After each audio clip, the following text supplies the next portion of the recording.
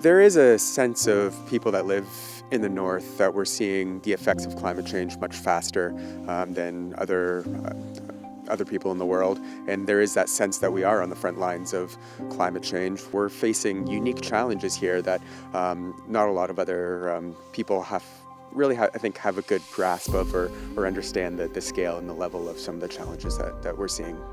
I was born in an igloo, and when I was a child and a young kid growing up, it was very different than today. Today I find that change is so fast in the weather. But when I was growing up, winter was winter.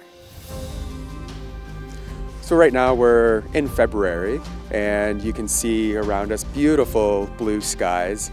These types of conditions are very typical for this time of year and throughout the spring and summer. The amount of sunlight that's available for solar power is quite high relative to other places in the world. We're seeing an uptick in interest for northerners to go green. The installation behind us here, we have 1800 watts DC of solar panels. It's connected to an EcoFlow inverter charger storage system, so effectively a big battery that also can then regulate the power in and power out. And it's connected to an Easee electric car charger. So the concept, all the main components are here just on smaller scale that anybody would need for their house.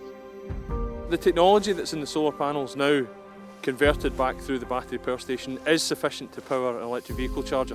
Now this is just a temporary setup. We only have 4 panels connected. Your standard setup at a cabin or a household would typically have 4 times that, so we've evidenced that we have enough power here, even with this minimal setup, to be able to charge an electric car. And this really establishes the worst case possible scenario that this technology would probably be installed in. As a scientist, we can study change, we can see how the environment is changing, we can try and represent the physics and throw all of that into models. And what those models don't tell us, and what's the type of knowledge that we can really gain from the Indigenous people who have been living here for thousands and thousands of years, are what to do when we see that change. I would like to see us embrace the technology that's coming, that's here, that we need. But also, like, I would say, please don't forget the past, because we learn from the past and we teach it to our children. My dad is Inuit, so I'm half Inuit, and he practices culture and his traditions as we were growing up. Modern life, I think, is becoming easier, and I think you can get the most out of pretty much anywhere in the Arctic as long as you're prepared. And I think the preparedness comes in by talking to people who have lived in those areas for their whole lives, for generations, and they're well equipped and they have the knowledge on how to operate in those environments. Being self-sufficient, if you have a wind turbine or a solar panel that can charge your vehicle, as long as it accommodates the cold that you can have in the Arctic, I think that would be incredible.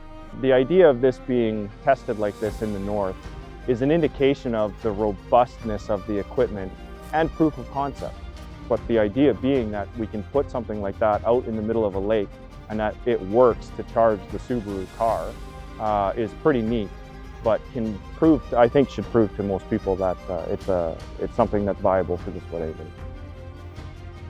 What we're seeing here with the solar panels and being able to charge, it would be great if more people are able to do that. We can improve the infrastructure in the community. Yellowknife has a lot of sunlight hours during the spring and summer, so it's definitely something that is feasible in northern latitudes and northern climates.